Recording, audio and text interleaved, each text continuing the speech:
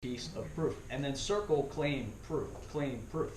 So, we talked about a couple of weeks ago, you guys reading copy actively and going through and circling. What's the copywriter trying to do with this sentence? Why is this paragraph there? Why is that section there? One of the easiest things you could do is circle all your claims, circle all your pieces of proof, and then watch how that copywriter is laying out all the proof based on those claims. And you're going to see that people violate this all the time. So another principle, it's better to follow with 3 pieces of proof versus 1. Better to follow with 3. So again, laying this out, thousands of people from around America are enjoying my research. Just put 3 testimonials after that. When you put testimonials around a claim like that, a couple pieces of quick advice, and we'll get to this further in the legal section. It's best to change the name of the person's testimonial. So if it's NG Chart, that's her actual name that's written in with us with the testimonial, make it Cassandra, right? Because here's the story with testimonials. People need to give us express written permission to use their name. But we don't need permission to use the testimonial when they send it in to us. Does that make sense? So when they send us a testimonial, it's ours to use. Their name is not ours to use unless we write back to them and say, can we use your full name? And they have to say yes. So the easiest thing you do is just change everyone's name. So that's the first thing. When you put testimonial after a piece of claim. Or I'm sorry, when you make a claim and you put testimonials, that's the first thing you can do. Second thing is you can insert locations. You can insert locations. You don't need to know those locations. You can insert them, and legal will take those. Put that in all the time. So if it's from Wichita, put it in there. If it's from Kissimmee, Florida, put it in there. What that's doing is now showing, if you do it the right way, that people all around America can use this research. That is not confined to people in the Hamptons. That is not confined to people in DC. Right? So if you say, hey, thousands of people from all over the world are using my research, that's your claim. Follow it with 3 testimonials with locations built into each one of those, so you can show someone from Florida is using it, someone from Kansas is using it, someone from Louisiana is using it. So again, layering proof, right? You can make proof stronger by adding more layers of believability to it. That's not us just making up some person's name, like they actually live somewhere in the United States. So, one more. I didn't want to. Yeah. What about inserting like what they want to do with it, the money? Like you they can't. make this. Yeah, you can't make that up, right? So, hold that thought for just a moment. One other thing you can do is you can generally. Never mind. We'll hold it for a second. But I want to back up for a second because I just want to make sure that this point is clear. Any claim you make, you follow it with proof. Best to follow it with 3 pieces of proof. I'm only talking testimonials right now, but of course there's a gazillion other claims, right? Hey, you could make a fortune from this research. Show 3 different pieces of proof that you could have made a fortune from that research. That might be different than testimonials. Scott? Can you make up occupations too? Hold that thought. That's where I was going to get. Yeah. Hold that thought. So, to follow up on Joe, it's better to follow 3 pieces of proof. It's better than that is to follow with 3 different kinds of proof. 3 different kinds of proof. So if you're going to say you can make a lot of money using X, Y, Z, just look at this testimonial of this person, and look at this chart, and then look at this mathematical argument I'll make of what you could have done if you put that in there. We'll go in a minute the different kinds of proof. The Benson angle list is good too, but instead of having just 3 charts in a row, to have 3 different kinds of proof, that's even more compelling. And then I'll add one more. This is kind of like getting really advanced, but 3 different kinds of proof in different modalities.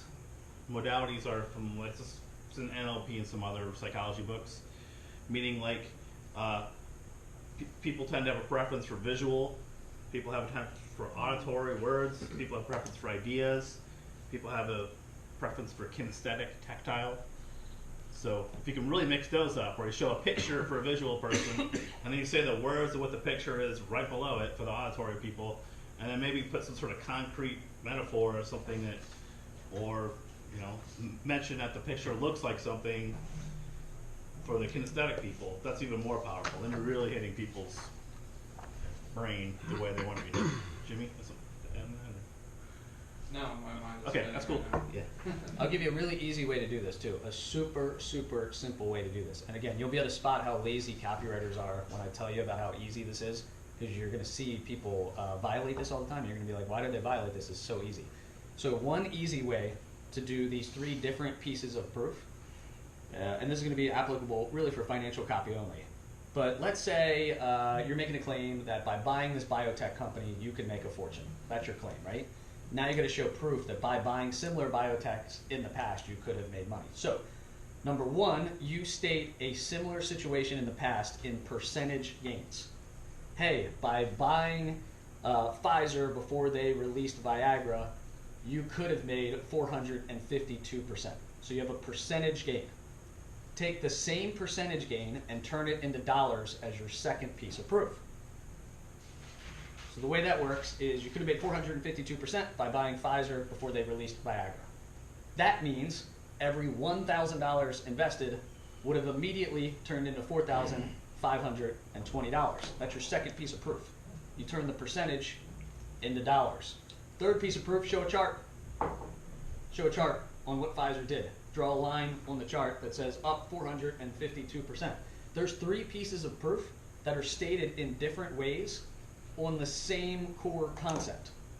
Does that make sense? Mm-hmm. So you got a percentage gain, you've turned it into dollars for the reader, and now you've shown them a chart. 3 pieces of proof on the same claim. And it's easy because you don't need to do any more research. You already have the thing. It's just presenting it in different ways for different people who consume information differently. So you're overwhelming the person with proof on essentially the same claim. Make sense? You're looking at me very confused, Andy. I'm just trying to think of it as in, so when you say something, you just pretty much, the way you're describing it is just like saying the same thing but in a different way? Yep, you tell them. It's not quite the same thing. You tell them again. It's different ways of expressing the same idea. I mean, but it's still different. It's not just repeating. I keep an eye out for that. Yeah. So, kind of the last concept of thinking when you kind of apply this stuff is present your most emotionally compelling proof. Emotionally compelling. And I'll give you an example. If I was trying to persuade you to give money to a charity for clean water in the developing world, and I told you about 37 statistics or facts about the problem of dirty water in the developing world, or I showed you a picture of a little kid covered in flies and dying of thirst. I mean, which one's more emotionally compelling? Yeah. So, you know, like you want to look for ones that have that emotional element to them versus just facts or statistics, which are probably your least powerful proof to have. Before we go on, I just want to cover all these again really quick because these are important and you guys should be writing all these down. Number 1, very, very simple. You should follow every claim with some piece of proof. Number 2, it's best to follow it with 3 different types of proof. Number 2 is best to follow with 3 types of proof. Number 3 is 3 different types of proofs. Number 4 is different types of proof in different modalities. And number 5 is emotionally compelling proof as well versus just statistics. So I want to go over a couple of things, general things you want to prove in a financial promo. It's pretty specific for financial, kind of somewhat universal, but definitely these are things you want to have in your promo to prove. Number 1, that whoever's talking to them is wicked smart, completely honest, totally credible, and 100% convinced what they're presenting is true. So let's talk about that one for a second. I don't know how much I've said this here, but I'm going to say it this time around, which is this is why part of why I think the whole freelance copywriting game is dead. Like this statement right here. Because as a freelance copywriter, what that copywriter is not able to do is study the editors and become friends with the editors and the gurus. Because the freelance copy game, as you guys may or may not know, is like, hey, I got 6 weeks, I'm open in my schedule, I'm ready for an idea, 6 weeks to complete this idea. They will never beat you guys. So being in an in-house copy team you guys can become intimately familiar and friends with all the gurus. You're going to learn pieces of proof about the gurus that a freelance copywriter will never ever be able to learn because their assignment is a 6-week assignment. You guys can become intimately familiar with all the gurus. You can find pieces of proof that are in a guru's story that a freelancer would never ever be able to find. So when you think about this, that you have to prove to the prospect who's talking to them is wicked smart, get to know the gurus, like take them out for drinks, right? And get them to tell you their story and just shut up and listen. And get them to tell like every fascinating part of their story. Why do they do what they do now? Like what shaped their like early childhood? Like interview them deeply. And then put the most compelling piece of proof that would prove the big idea that you're talking about. So, for instance, if you're saying that Jim Rickards, who is a government insider, is about to leak a currency secret that no one else knows, put a piece of proof in there that proves he's a government insider. So there's different pieces of proof per your big idea too. So that sounds really simple, but the only way you're going to get to know that is just to interview and kind of become friends with the gurus. There's another concept I'll throw on that too, is the idea that you probably heard before called show, don't tell. Show, don't tell. And some of the stuff, like, that's just like, to say like, yeah, and I'm wicked smart in copy, that's kind of like pretty fucking lame.